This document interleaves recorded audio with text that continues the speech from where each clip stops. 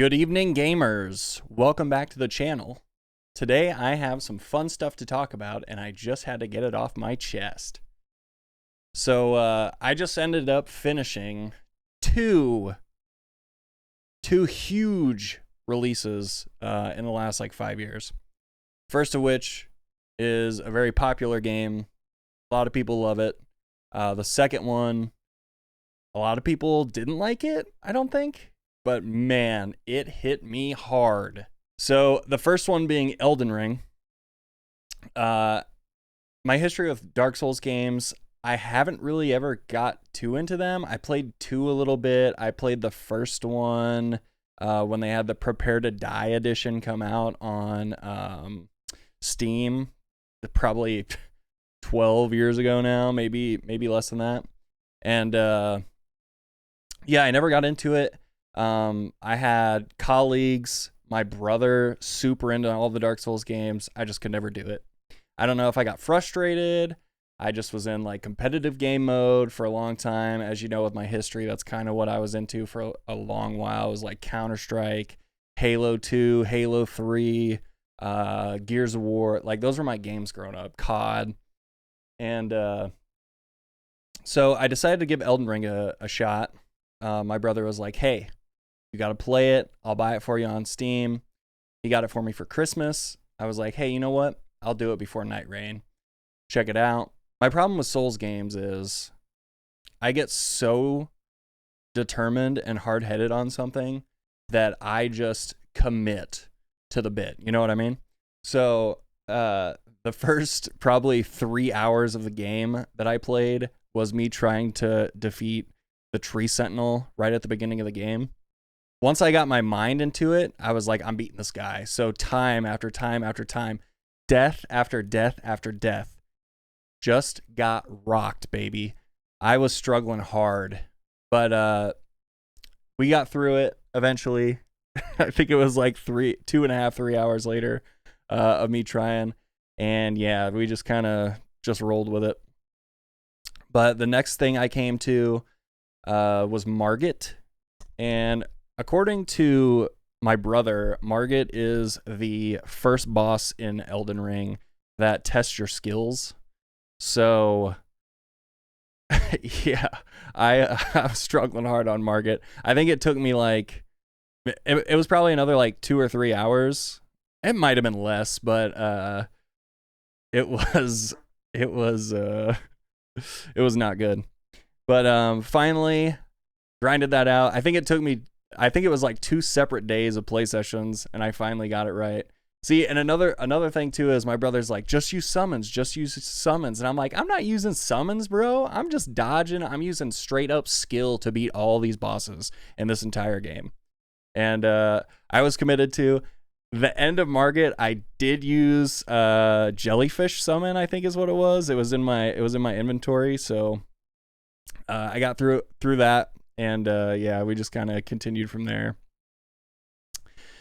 As I played through this game, it was so damn good. I mean, the world is just so built, and it's crazy, man. That game has so much hidden lore, and all the bosses have their own lore. I mean, it was just so much. I had to watch videos just to kind of understand what was going on most of the time.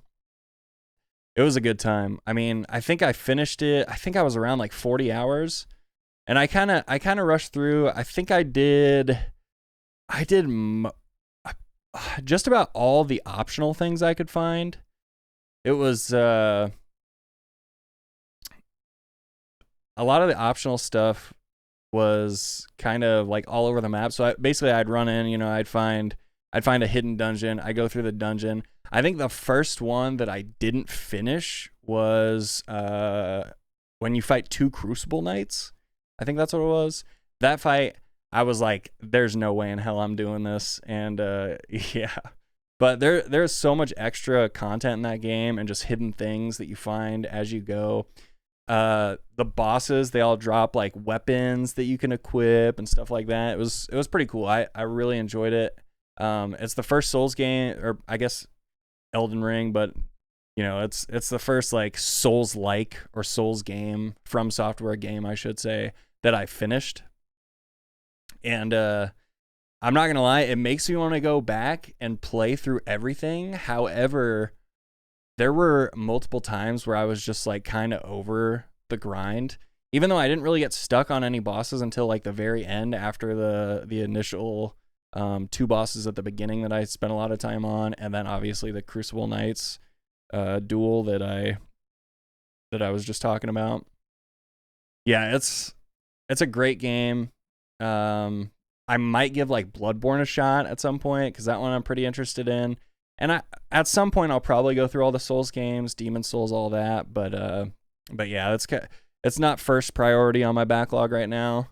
I did the Elden Ring thing. I think the thing I liked most about Elden Ring was the fact that like if I got stuck on something, I could just come back later. I could explore somewhere else. I could look for more weapons. I could level up my dude. You know, so it's like I'm not just stuck on one boss for 8 hours, just going time and time again, just die. I know the Souls games are a little more linear than that, so it kind of turns me off. I probably shouldn't have played Elden Ring right away, but with Night Rain coming out and my brother was trying to get me into the game, I figured, you know what the heck, let's do it. After Elden Ring, I decided that I was gonna give this game a shot. And actually, the reason why I gave this game a shot, shout out to my boy Kyle. So Kyle is in Discord just chilling, and he's trying to platinum this game. And I was like, yo, is this Death Stranding? And he's like, yeah, it is. And I'm like, isn't this just UPS simulator? Like, isn't this like a walking simulator, a delivery simulator? And he pretty much gave me the rundown. He's like, no, dude, it's amazing. You got to try it. Turns out I had it on Steam. I think I probably got it in a Humble Bundle like a year or two ago, maybe. Yeah, that game is wild, dude. So basically, you get in, you start to learn a little bit about the world. It's like post-apocalyptic. There's this thing called the Death Stranding, which is an event. It's like a cataclysmic event, and it basically merged the world of the living and the dead. So you see basically ghosts, and they try and get you while you're delivering packages. You're trying to connect the whole country of the U.S. It takes place in the U.S. You're trying to connect the whole country, basically to create like a super society, basically, and just build the world back up to what it should be. And it starts out as just it literally is a UPS simulator. So you get packages, you have to go from point A to point B. But the thing that really got me and it hooked me in is there's like cinematic music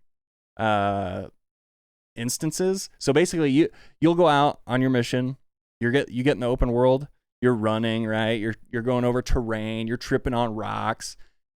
All of a sudden the most beautiful music will play. And it sets the mood, man. It's a vibe. I'm a long way from home. 'Cause we're a long way from home. And I got sucked in. I'm not a big like open world game fan, really. And maybe some of you know that, but this game really got me. And basically the second half, it really dives into story. You start to get really connected to the characters. The characters are so well done. One of the main villains in this, his name's Higgs. Bruh, he is one of the best video game villains. I'm telling you right now, he is one of the best video game villains. You will hate him, and it is fucking fantastic. It is fantastic. And he's played by Troy Baker, the voice actor. You probably know him as Joel from Last of Us. He's in like a ton of other stuff. Just a great voice actor. And yeah, dude, his character, oh my God, it had me going. Like all the characters too. Guillermo del Toro's in it. Norman Reedus obviously is the main actor. All the voice acting and just acting in general is so dang good. Yeah, basically you come to the end and it's an emotional game. The whole story is super emotional. You take care of a baby, and I think this hit me hard because I'm a father, and it just like it puts you into like perspective, right? And of the main character. But there was a moment at the end, basically the last 2 hours of the game is it's a lot of cutscenes and it's a lot of story. It's a lot of solving the problems that we've been going through the whole time. And the last hour and a half, I think I cried, literally wept for a good hour of it. Like maybe 30 minutes, but like I've cried to games before, you know, like Kingdom Hearts or some Final Fantasies. You know, you get some tears. There's emotion into the video games, which is why I love it so much. But man, this one hit me so hard. I think I was sitting, and it's literally like the last part of the game, and my wife comes into my computer room, and she's got my son, and she's like looking at me, and she's like, "Are you crying?" And I was like, "No, just go." And yeah, it was bad, but man, it's an emotional ride. I mean, especially if you're a parent, like, you have to play this game. It's amazing. If you're not a parent, Hideo Kojima is just phenomenal writing. Like, his world building, dude, this game is amazing. And the second one comes out in a month. Today's May 13th. And the second one, I think, comes out June 26th. And honestly, I had no intentions of playing that game.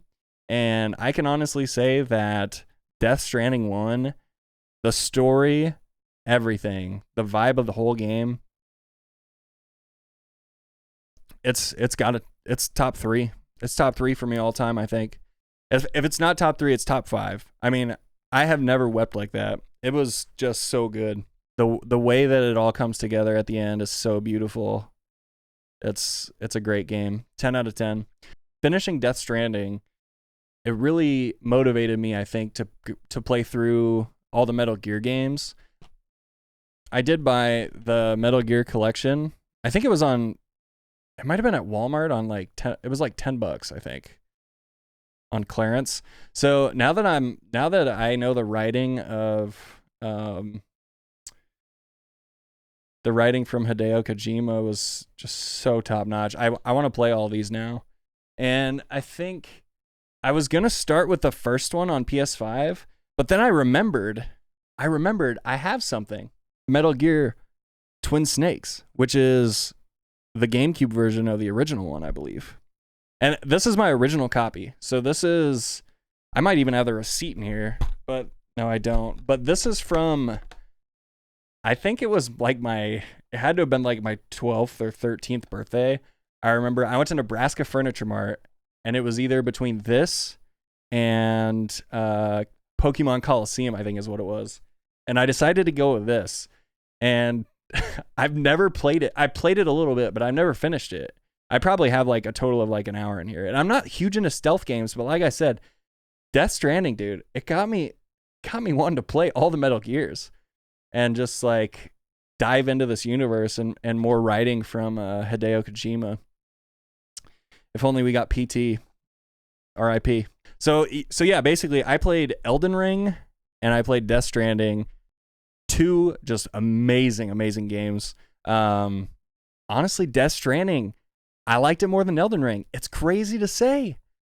It's crazy, dude. I literally thought I would not enjoy that game. I went, it came out in 2019? I went 6 years without even being interested in it at all because I thought it was a package delivery simulator. You know what I mean? Like, it's crazy. It's crazy. So that's all I got for you today, guys. Like I said, play Elden Ring, fantastic game. Play Death Stranding. I am telling you, it was the biggest shocker to me. I haven't enjoyed a game that much in a long time, and it signed me up on board for number 2. Like, I am 100% balls to the wall. If you like this video, guys, like, comment, subscribe. Let's start some conversation about Death Stranding being probably one of the best, if not the best, PS5 game / PC game that's come out in the last 5-6 years. It's better than Elden Ring. Don't at me. And I know there will be people that do, and you're going to be mad, but it was so good. So good. I'm going to be playing Doom here pretty soon, and Doom the Dark Ages, and then we'll kind of go into something else. I got the Switch 2 pre-ordered, so that'll be pretty soon. And yeah, guys, it's gonna be a good time. Make sure you sub. I might start a new Nintendo only channel, but we'll come to that when it comes to it.